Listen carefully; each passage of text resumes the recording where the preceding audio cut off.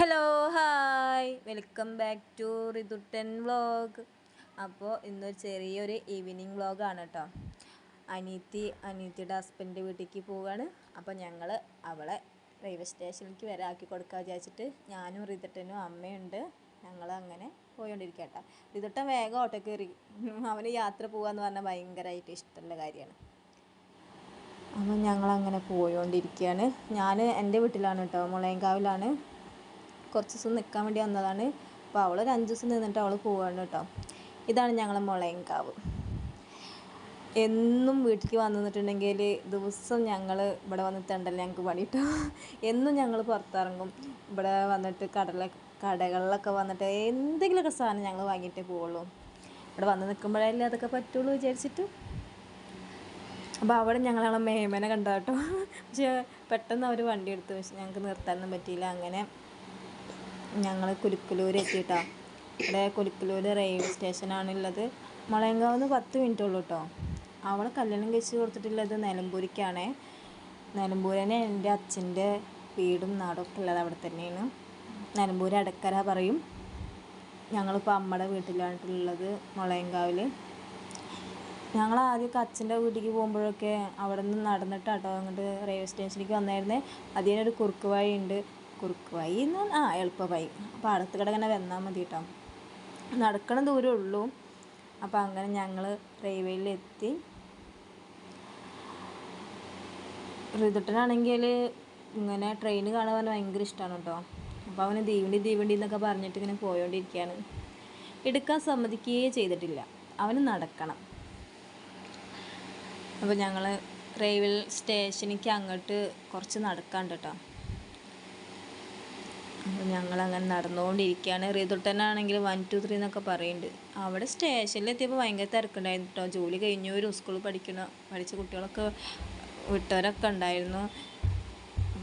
ഞങ്ങളിങ്ങനെ ചെറിയ കുട്ടികളായ സമയത്ത് അച്ഛൻ്റെ വീട്ടിലേക്ക് പോകുന്ന ടൈമിൽ ഇങ്ങനെ റെയിൽവേക്കട നടക്കുമ്പോൾ ഞാനും അനിയത്തി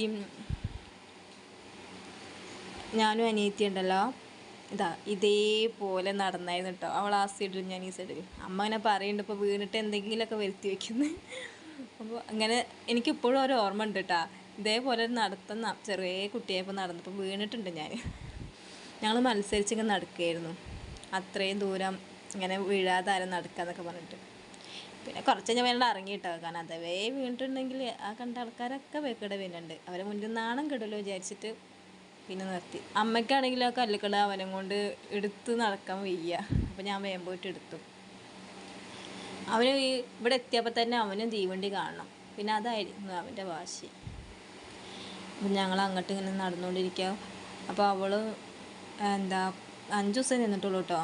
അപ്പോൾ ഉണ്ണി പോവാണ്. അവളെ ഹസ്ബൻഡ് അവിടെ നിലമ്പൂർ സ്റ്റേഷനിൽ വന്ന് നിൽക്കാൻ വേണ്ടേ. അപ്പോൾ 6:30 ട്രെയിന്. ഞങ്ങളവിടെ എത്തിയപ്പോഴേക്കും ഒരു 5:45. ഇതാണ് കുലുക്കലൂർ സ്റ്റേഷൻ. അപ്പോൾ ഞങ്ങളങ്ങോട്ട് ഇങ്ങനെ നടന്നുകൊണ്ടിരിക്കുകയാണ്. കുറേ ആയിട്ട് ഇങ്ങോട്ട് വന്നിട്ട് ഞങ്ങൾ അച്ഛൻ്റെ വീട്ടിലേക്ക് പോകുമ്പോൾ ഞങ്ങൾ എപ്പോഴും വന്നായിരുന്നു. ഞങ്ങൾ എപ്പോഴും പോയായിരുന്നു. ഞങ്ങൾ സ്കൂളിൽ പഠിച്ച സമയത്തൊക്കെ വെക്കേഷൻ ടൈമിൽ ഞങ്ങൾ എപ്പോഴും അച്ഛൻ്റെ നാട്ടിലേക്ക് പോലെ ഞങ്ങൾക്ക് പണി കിട്ടും. അപ്പോൾ ഞങ്ങളങ്ങനെ നടന്നുകൊണ്ടിരിക്കുക. റിതുട്ടനാണെങ്കിലും അമ്മ അതാ വരുന്നു. റിതുട്ടനാണെങ്കിൽ അവിടെ ഓടിക്കളിക്കാൻ കിട്ടിയാൽ മതി എന്ന് വിചാരിച്ചിട്ട് റിതുട്ടൻ നിൽക്കുന്നത്. ആളോട് ഞാൻ ചിരിക്കാൻ പറയുന്നുണ്ട് കേട്ടോ. ഇപ്പോൾ ഞാൻ റീൽ എടുത്തോണ്ടിരിക്കുക കേട്ടോ. ചിരിക്കാനൊക്കെ ഉണ്ട്. അങ്ങനെ ഞങ്ങളിങ്ങനെ നടന്നുകൊണ്ടിരിക്കുകയാണ്. അയ്യോ, അതിനിടയിൽ റിതുട്ടൻ വീണിട്ടാ. പിന്നെ ഞാൻ കുഴപ്പമില്ല പറഞ്ഞിട്ട് എണീപ്പിച്ചു. എന്തെങ്കിലും പറഞ്ഞിട്ടുണ്ടെങ്കിൽ പിന്നെ അവിടെ ഇരുന്ന് കരയും. അപ്പോൾ അനിയത്തി അങ്ങനെ ടിക്കറ്റ് എടുക്കാൻ പോയിട്ടുണ്ട്. അപ്പോൾ അവളടുത്തേക്ക് ഓടിയതാണ് ആൾ. അപ്പോഴേക്കും അവിടെ ഒരു വീഴ്ചയും കഴിഞ്ഞു. അവളവിടെ ഇങ്ങനെ ടിക്കറ്റ് എടുത്തുകൊണ്ടിരിക്കുന്നുണ്ട്. ഞങ്ങൾ കുറച്ച് നേരത്തെ എത്തി കേട്ടോ. 6:20 ട്രെയിന് പറഞ്ഞത്. അവിടെ 5:45 ആയിരുന്നു എത്തിയത്. അപ്പം ഞങ്ങൾ കുറച്ച് റീലൊക്കെ എടുക്കാൻ വിചാരിച്ചിട്ട് കുറച്ച് റീൽസൊക്കെ എടുത്തിട്ടാ.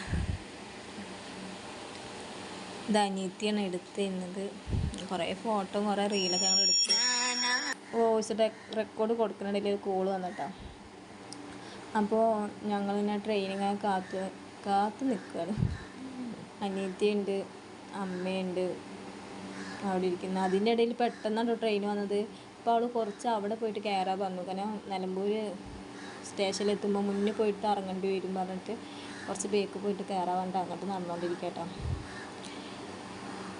അപ്പോൾ അവളും പോവുകയാണ്.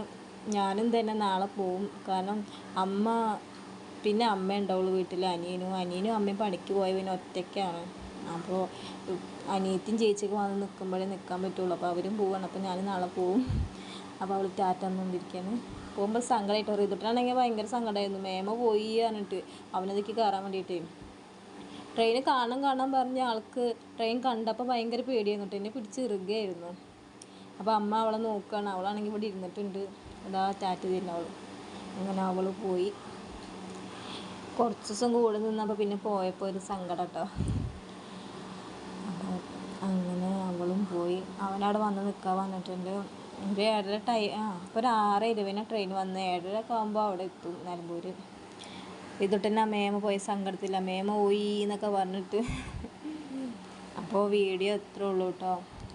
എല്ലാവർക്കും ഇഷ്ടപ്പെട്ടിട്ടുണ്ടെങ്കിൽ ലൈക്ക് ചെയ്യുക, കമൻറ്റ് ചെയ്യുക, സബ്സ്ക്രൈബ് ചെയ്യാൻ മറക്കരുത് കേട്ടോ. പിന്നൊരു ദിവസം വേറൊരു വീഡിയോ ആയിട്ട് കാണാം. Okay, by.